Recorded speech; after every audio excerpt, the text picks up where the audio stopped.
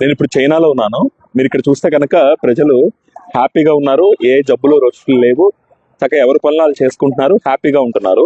So 11 అవుతుంది రాత్రి time. చూడండి, ఎవరో కనీసం మాస్క్ కూడా పెట్టుకోవాల్సిన అవసరం లేదు ఇక్కడ.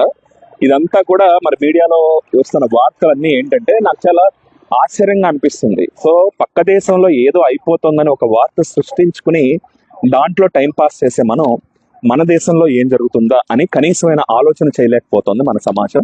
అది చాలా బాధాకరమైన విషయం.